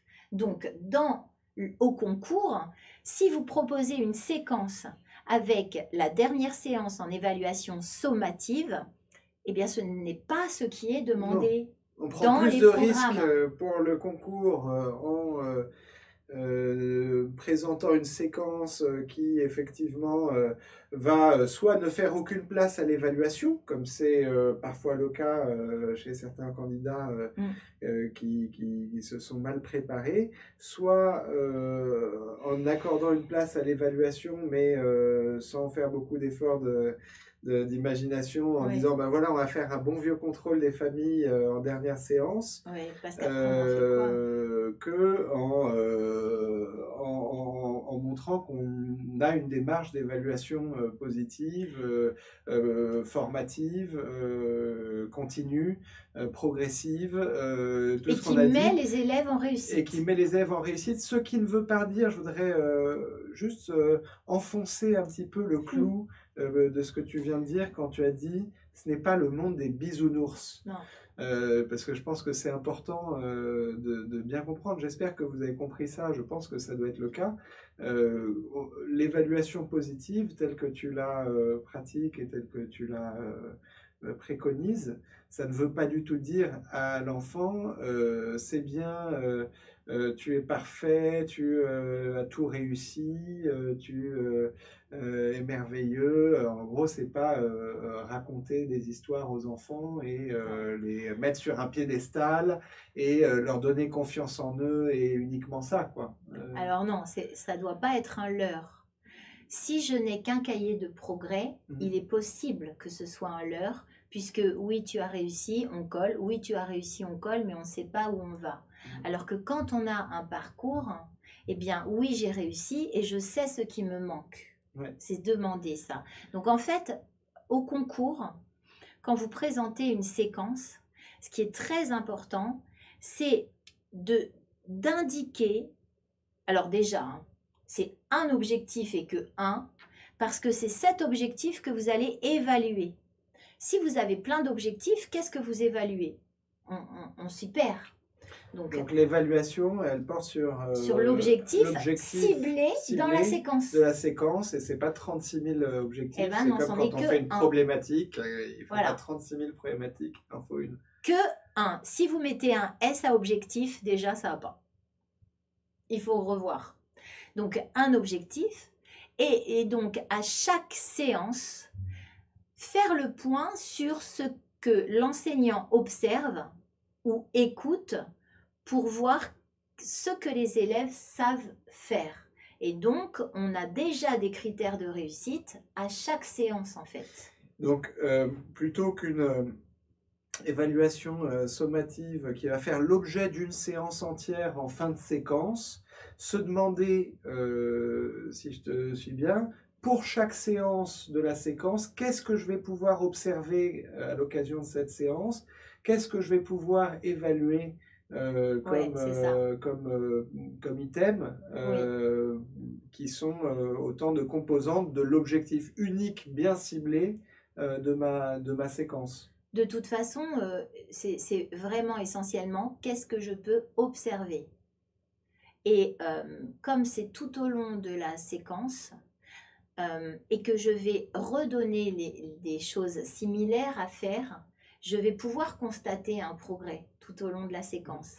Et donc, les séquences en 5 séances où c'est découverte, structuration, entraînement, je ne sais plus quoi, et évaluation, et bien là, c'est plutôt découverte, structuration de la notion, entraînement, entraînement, entraînement, entraînement. Et pendant tous ces entraînements, moi, je vais observer les automatismes qui se mettent en place, les erreurs pour pouvoir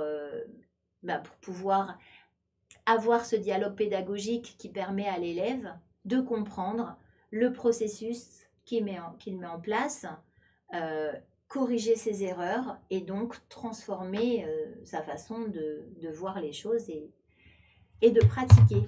Ok, j'espère que c'est clair du coup pour Anne-Laure et pour tous les candidats au concours qui pouvaient se poser la question, est-ce que ce truc-là est finalement une lubie de Daniel qui prêche la bonne parole dans son coin, mais on va nous regarder de travers si on parle d'évaluation positive. Parce que je retiens, c'est que tu me dis non, c'est aujourd'hui plus que jamais C'est très clair. clair dans les programmes d'éducation nationale et dans les recommandations qu'on fait aux enseignants, que c'est comme ça qu'on veut que nos enseignants évaluent nos enfants Oui. désormais. De façon positive, en marquant les réussites, en ne mentant pas sur le parcours qui reste à accomplir et en explicitant les jalons à venir de ce parcours pour donner des perspectives. Ce qui serait intéressant, Ouais. je ne sais pas s'il y a des étudiants de l'année dernière en ligne, mais moi je sais que j'avais eu des retours de certains étudiants d'objectifs CRPE qui au concours étaient tombés sur le sujet de l'évaluation et ils m'ont dit qu'ils avaient parlé de l'évaluation positive et que ça avait été bien reçu. Donc tu vois, s'ils étaient dans le coin, ça serait peut-être bien qu'ils témoignent. Alors, autre question de la même Anne-Laure, mais qui demande comment gérer l'éventualité d'un élève qui n'arriverait pas à cocher suffisamment de cases et qui comparerait son livret à celui d'un de ses camarades.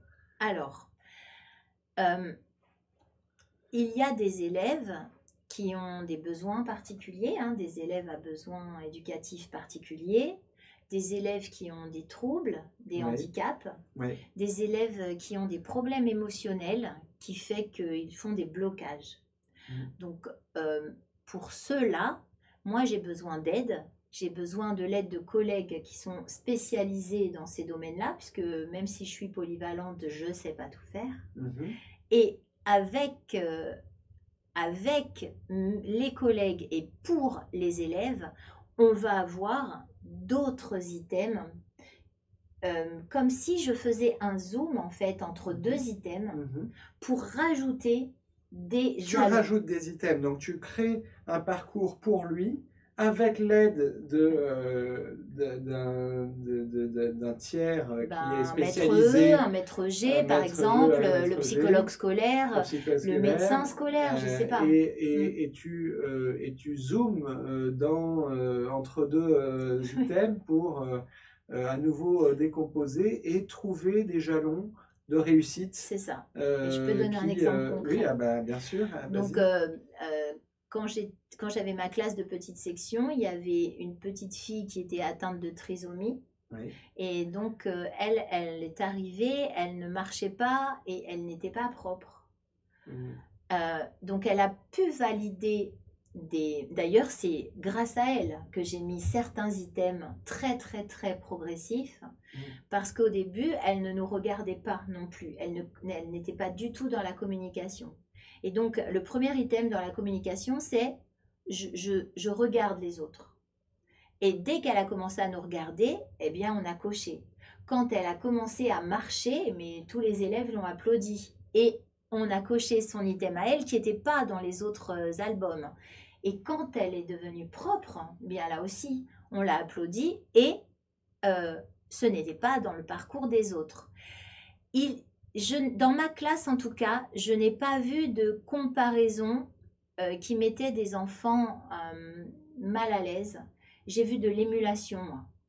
Donc, tu n'as pas observé d'enfants qui sont complexés parce qu'ils ont rempli moins de... Non, mais par contre, c'est pas... Enfin, là, je parle de ma classe, je pense aussi que c'est le climat qu'on met en place dans la classe qui va faire que, plutôt que de la compétition, on va générer de l'émulation entre élèves. Après, ce sont les parents. Ce que dit Bénédicte, qui dit finalement ce n'est pas tant l'outil proposé, mais bien les pratiques de classe qui vont permettre la mise en œuvre de l'évaluation positive, coopération, aménagement de l'espace. Enfin, en tout cas, ça suffit pas d'avoir des outils. Sûr. Tu parles de climat de classe, Bénédicte parle d'aménagement, tu en parles un peu dans le livre aussi, de flexibilité, il y a plein de choses. Alors, je peux avoir les outils et travailler de façon traditionnelle avec le contrôle en fin de séquence, ça c'est sûr. Et puis, je coche toute seule chez moi à mon bureau de minuit à 3 h du matin. Je peux. je peux ne pas avoir ces outils et être en évaluation positive. Moi, ce que je propose, c'est effectivement un ensemble, c'est-à-dire un état d'esprit. D'ailleurs, c'est le slogan. Plus qu'un outil, un état d'esprit, c'est ça l'idée. Un état d'esprit qui permette que ces outils soient vraiment des outils pour l'enfant, pour qu'il se voit progresser, que ce soit concret et objectif, et qui permettent aux parents de comprendre ce qui se passe dans la classe et de changer de regard sur leur enfant. Parce que c'est surtout eux qui comparent, en fait. Quand je les reçois dans la classe, il faut que je sois vraiment en alerte, parce que parfois, entre parents, ils se parlent, quoi. Et moi, j'ai vu une maman prendre le cahier de son enfant et dire bah, attends, mais ça, tu sais le faire à la maison. Et il a fallu que je modère. Ouais, tu penses ça 2 fois par an, on les invite, Oui. mais c'est Donc, quand même voilà, j'ai une plus, matière à risque, c'est ça, effectivement. j'ai plus vu d'émulation que de compétition. Question de Catherine, si tous les enseignants du cycle n'adhèrent pas à cette méthode d'évaluation, est-ce que ce n'est pas déstabilisant pour les enfants d'une année sur l'autre? Alors, j'allais dire non, mais je vais argumenter. En fait, il est important que je puisse mettre en place dans ma classe ce qui correspond à mes valeurs, même si l'équipe ne me suit pas. Déjà parce qu'on a tous cette liberté pédagogique. Et ensuite, si moi, ça correspond ni à mes valeurs, ni aux demandes institutionnelles de continuer à faire cette évaluation sommative en fin de séquence, ben, je ne vois pas pourquoi je le ferais, puisque je me sentirais mal, en fait. Donc, ce que j'offre à mes élèves une année, eh bien, c'est déjà ça de prix. C'est déjà ça de fait.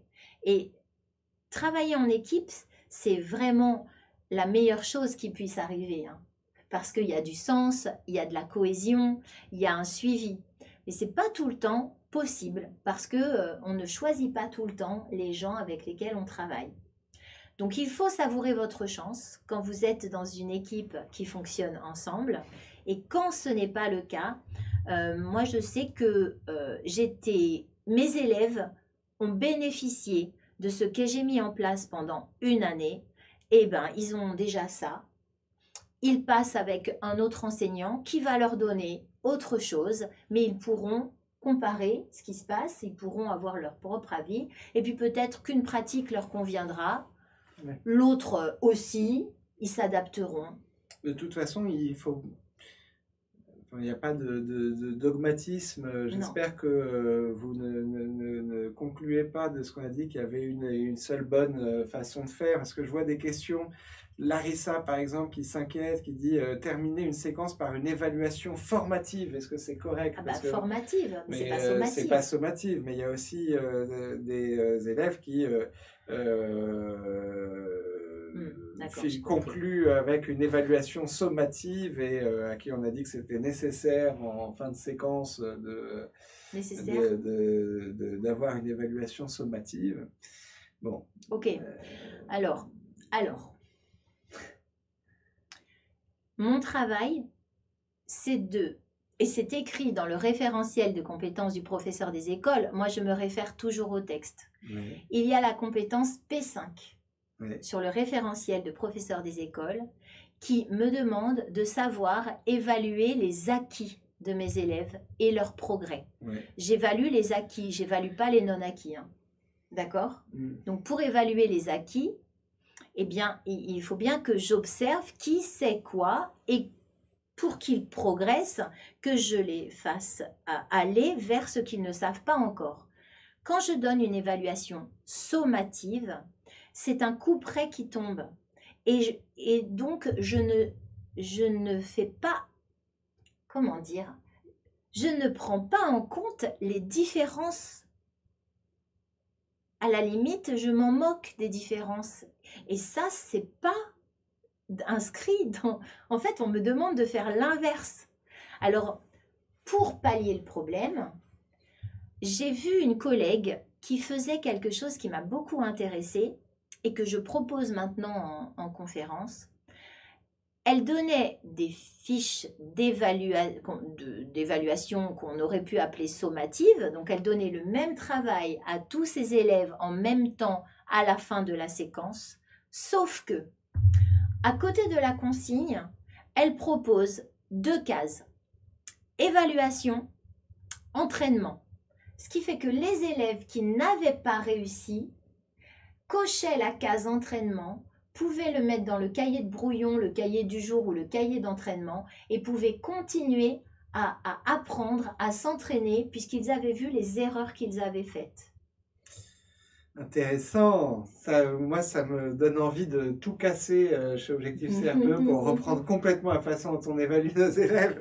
Non, mais ça, sincèrement, en tout cas, moi, cette discussion me donne vraiment envie de réfléchir effectivement à la façon dont on évalue et dont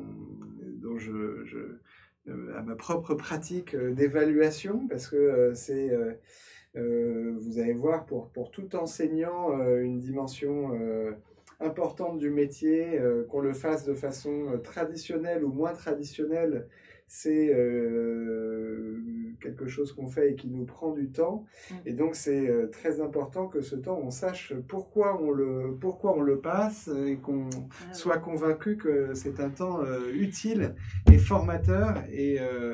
Et je te remercie vraiment, Daniel, d'être venu en parler. Moi, c'est un sujet qui me tient beaucoup à cœur aussi, parce que j'ai corrigé des copies dans ma vie, moi dans le secondaire et dans le supérieur, jusqu'à plus soif et jusqu'à me demander aussi pourquoi je faisais ça et si ça avait vraiment bien du sens ouais.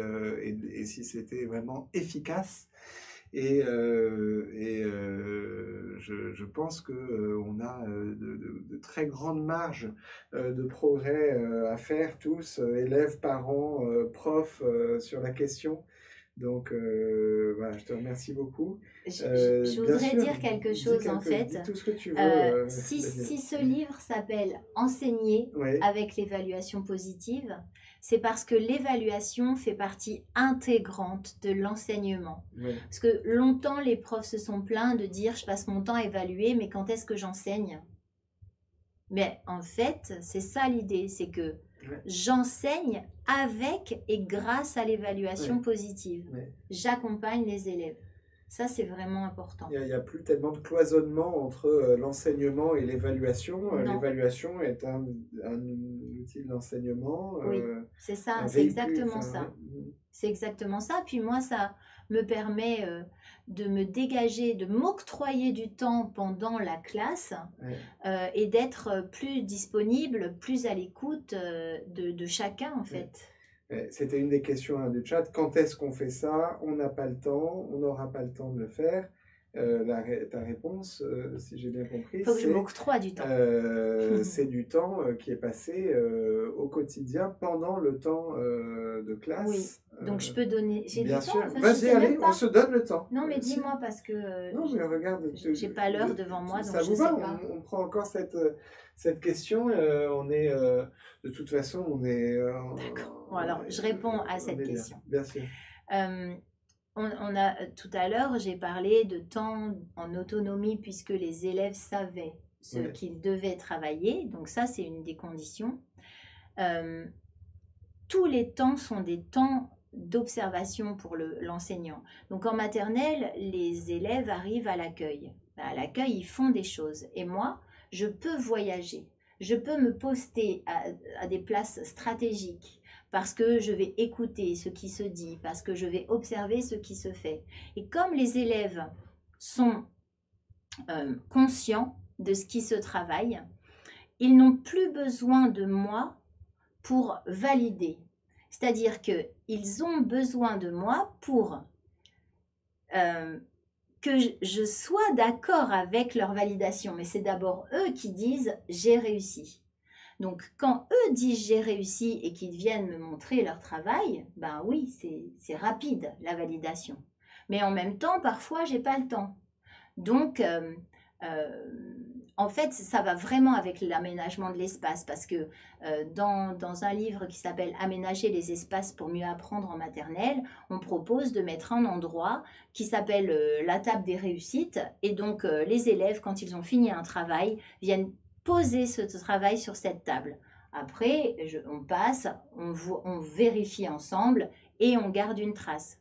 Et pareil, dans le livre Enseigner en classe flexible, eh bien, les élèves connaissent les pôles. Et Atco, c'est le livre Oui. on les a reçus ici dans ce studio Oui, aussi, oui. donc peut-être que certains d'entre vous ont vu ce gang de maîtresses, toutes de la même école, et là pour le coup c'est un projet d'établissement. Incroyable. Incroyable, elles ont une chance folle de s'être trouvées toutes. Ça, c'est vraiment une chance phénoménale.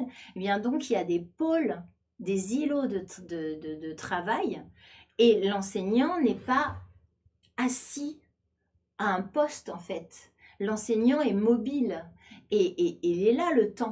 Je vais avoir un temps où je vais avoir tous mes élèves face à moi, et où on va apprendre ensemble pour découvrir, pour échanger, pour débattre, pour mettre en commun. Et puis des temps où les élèves vont être en autonomie, et plutôt que moi je sois assis à pas bouger à une table, eh bien je vais passer ou je vais appeler un élève et un autre élève, et c'est moi qui m'octroie du temps.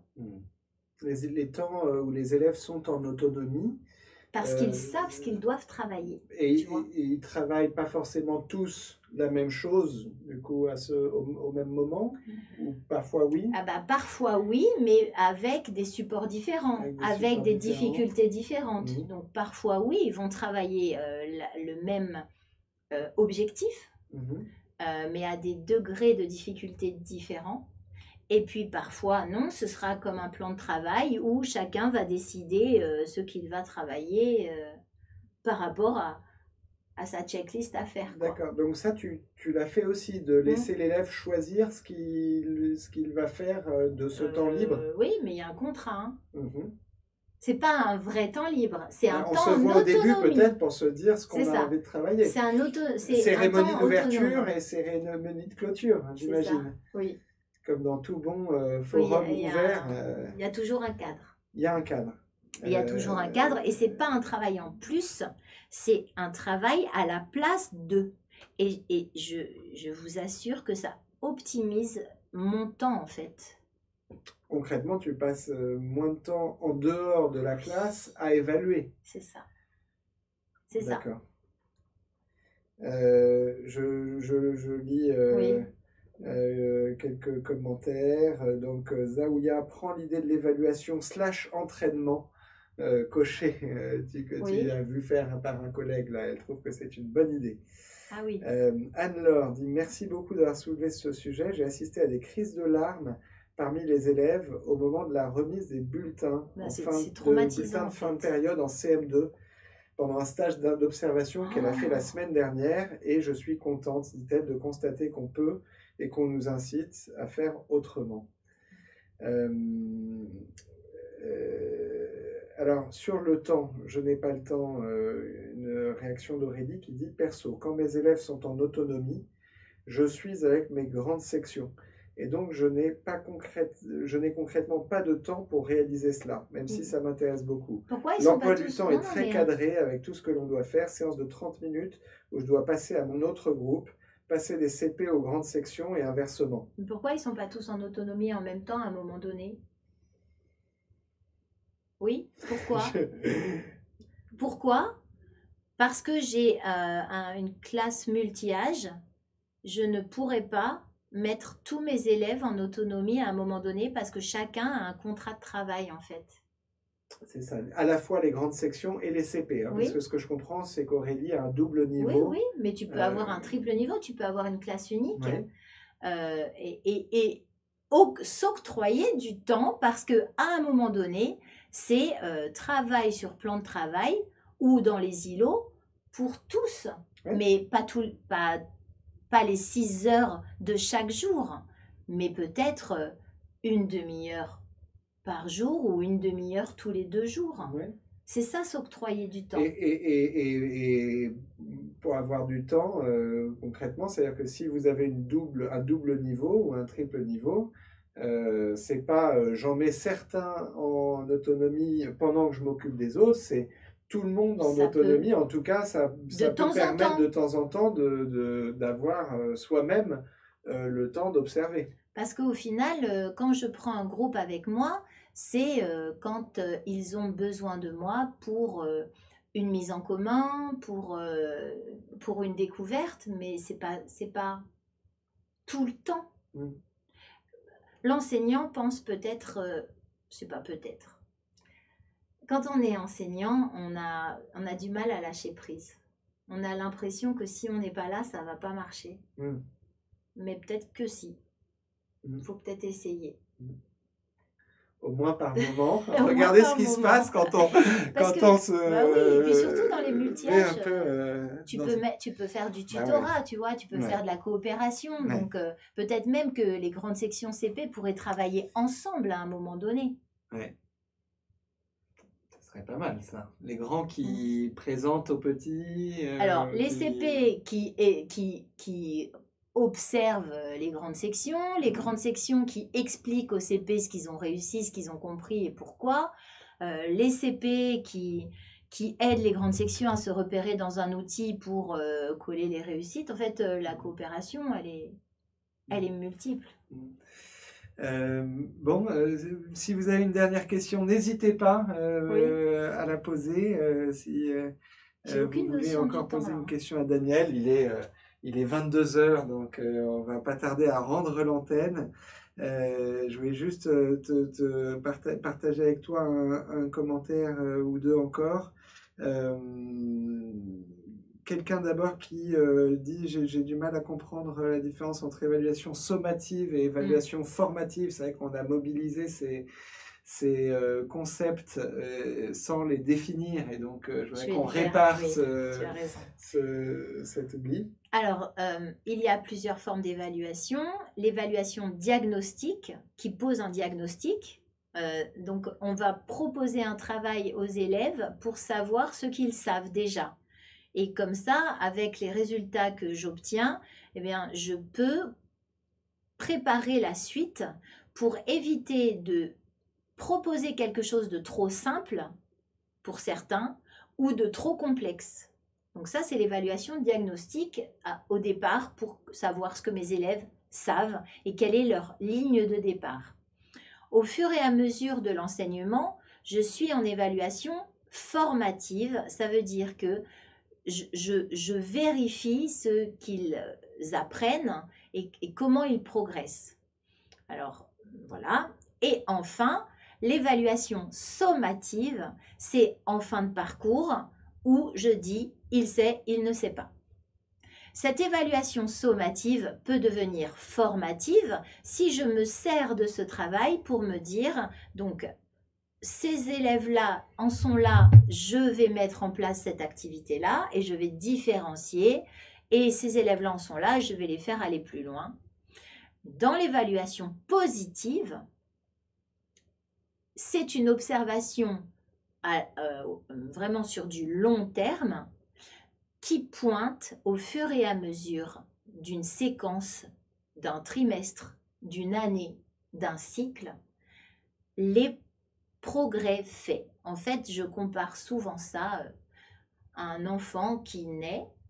On sait que son attendu à un moment donné, c'est qu'il marche, voire qu'il court. Et en même temps, on est content quand il se roule sur le dos, quand il se met sur le ventre, quand il redresse sa tête, quand il commence à marcher à quatre pattes. Et à chaque fois, on prend une photo et on fait son album de réussite. Et on ne dit jamais qu'il est en cours d'acquisition, qu'il s'est partiellement atteint ou qu'il est en difficulté. Et c'est pas une course, on n'est pas... il y en a qui savent marcher à 9 mois, d'autres à 18, voilà, voire à 24. En général, on est assez confiant sur le fait qu'il va bien finir par y arriver à marcher sur ses deux pattes.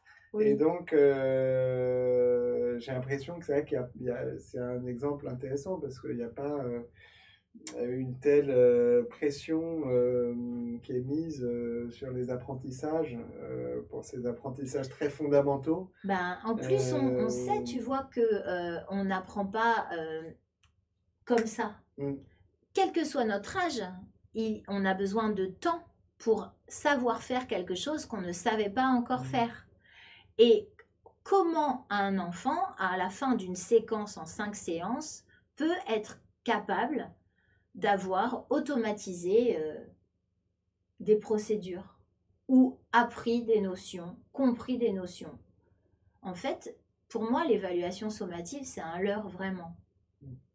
L'exemple quand même le plus parfait peut-être d'évaluation sommative, c'est le concours en lui-même. C'est-à-dire que lorsque vous êtes évalué au concours, en tout cas, ça ne peut pas avoir de dimension formative parce que vous êtes, on vous donne juste une note finalement.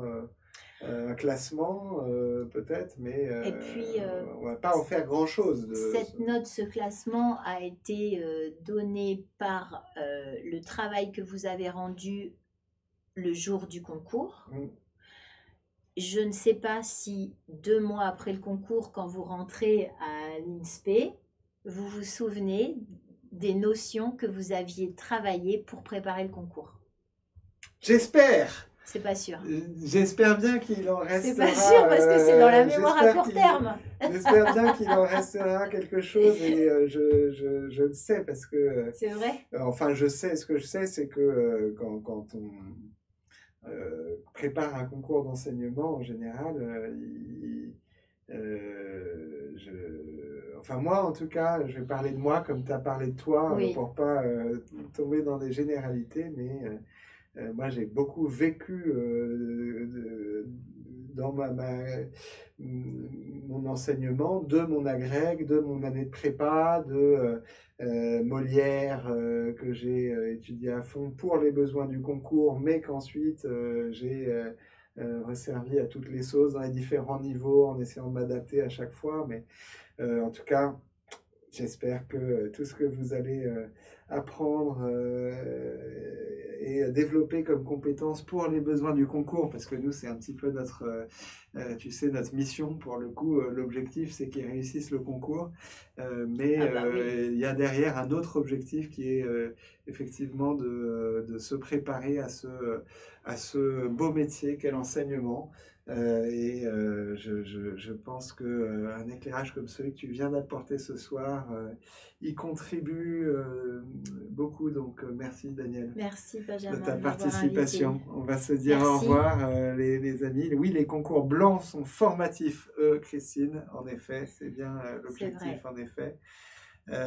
Merci Émilie, Géraldine, Anne-Laure, Cécile. En tout cas, pour le mot de la fin, oui. Tout ce que vous apprenez pour préparer le concours, ne l'apprenez pas pour préparer le concours. Apprenez-le vraiment pour vous préparer à faire ce métier et ça vous sert pour le concours. Et c'est comme ça que dans l'esprit, ça va rester. Et on ne va pas vider tout ce qu'on a appris une fois que le concours est passé. Ah bah non, c'est pas l'idée. C'est comme ça que c'est fun et passionnant. Et excitant de préparer le concours. Parce que effectivement, il y a... on n'enseigne pas, enfin enseigner c'est pas si simple que ça pourrait paraître, ce n'est pas juste dire les choses et elles vont être comprises, acquises, etc. Il y a des stratégies, des tactiques, des albums Panini, des albums de réussite, des cahiers de progrès. Bon, merci, c'était passionnant. Merci. Daniel. Et sinon, il y a plein de choses sur ma chaîne YouTube, on peut le dire ou pas ? Tu peux carrément, bien sûr. Donc pour la préparation du concours, en plus de ce que vous offre Objectif CRPE, sur ma chaîne YouTube, il y a des trucs et astuces pour se souvenir des cours de Pascal. Ouais. Voilà. Et puis des vidéos sur l'évaluation positive avec des témoignages d'enseignants qui l'ont mis en pratique en maternelle et en cycle 2. Donc là, vous aurez des choses vraiment concrètes en fait, avec les outils qu'on peut voir. Génial, je vais aller voir ça Voilà, moi aussi c'est une parce playlist que sur je ne l'évaluation savais pas qu'il y a positive. ça. Il y a aussi, on ne l'a pas dit, mais avec le bouquin, il y a Oui, il y a des un outils. disque et surtout des codes. Moi, j'ai utilisé les codes parce que le CD-ROM, voilà, Oui. mais des outils, des grilles vierges que tu peux Oui, qu'on peut imprimer pour faire des parcours. En fait, ça peut aider à démarrer. Ok, bon, super. Merci Daniel, merci tout le Merci, monde pour votre merci vraiment beaucoup. Puis participation. plein de bonnes choses pour cette année, pour ceux qui passent le concours, et plein de bonnes choses pour cette année, pour ceux qui l'ont déjà. Exactement. À bientôt tout le Au revoir. monde. Au revoir. À bientôt. Merci.